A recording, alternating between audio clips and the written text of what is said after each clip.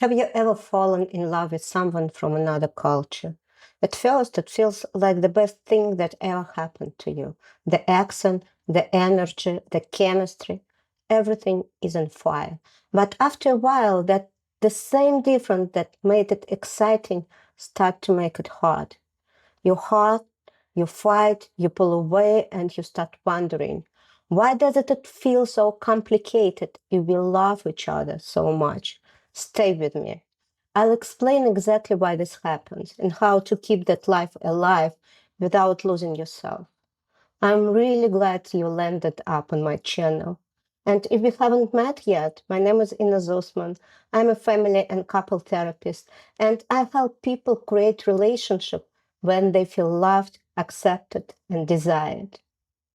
I live the story by myself. I'm married across cultures, and for years I've helped multicultural couples rebuild connection, respect, and passion. So everything I'm about to share, it's not from textbook, it's from my life. In this video, I'll show you why multicultural love feels so addictive in the beginning and why it gets difficult later. And what are three levels: connection, reality, emotional, and culture. Let's start with emotions. When people from different worlds meet, they connect here first, in the heart. You look at each other and something inside says, I know you. It's not logic, it's chemistry, memory, and longing. You are longing to someone who makes you feel alive in the way you always wanted to. For a Western man, it might be her warmth, her depth, her passion. For a Russian or Eastern European woman, it might be his calm, his steadiness, his strength. It feels like magic until your emotional language starts to clash. Finally, he would say, you are too emotional. And she would say, you don't feel anything, you're like a stone. But it's not about right or wrong. It's just translation. Different cultures express love differently, and learning that language is the first real act of intimacy. Let's talk a little bit about physical and sexual connection. Let's talk about the fire. Multicultural attraction is powerful because difference is sexy. You feel each other energy even without words. She brings passion, softness, mystery. He would bring focus, confidence, direction.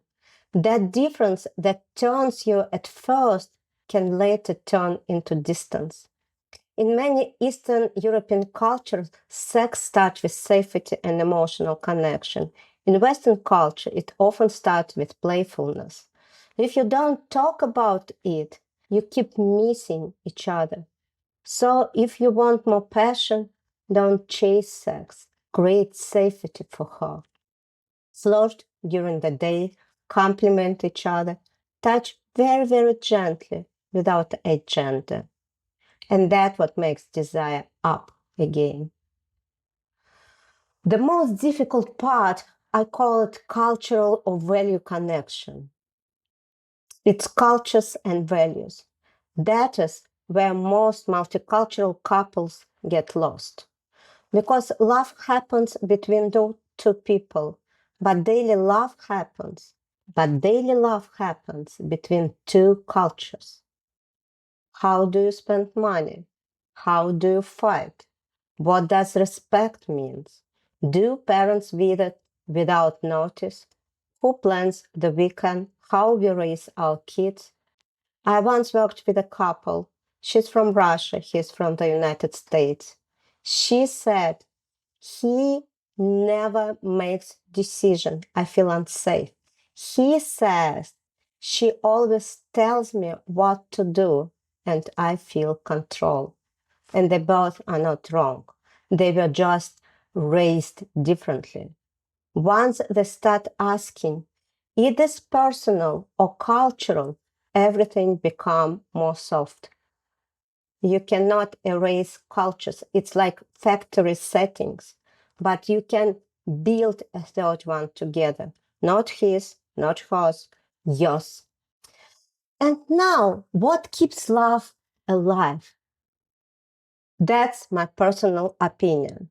First, and the most important part, stay curious. When something feels strange, ask, how does it work in your world? Two, own your own emotions. Your partner cannot make you happy. Only you can show what makes you happy. Three, collect the good moments. When you laugh together, when you feel close, remember it. Repeat that energy often. Love doesn't die from difference. It dies from the lack of connection. Multicultural or cross-cultural love isn't easy, but it's so real and so deep. It asks you to grow, to listen, and to love in your way. It teaches you patience, curiosity, and how to truly see another person. If you're in that kind of relationship right now, if you want to understand how to bring back this closing, longing, respect, and desire, let's talk. I offer a free 50 minutes consultation where we look at what is happening between you and partner and find simple, powerful ways to reconnect. Click the link on the description or in my bio, choose your time, and let's start building the relationship you both want. I'm looking forward to see you in my schedule. And again, multicultural love is something so deep, something that a lot of people will not even imagine to have. Let's do it.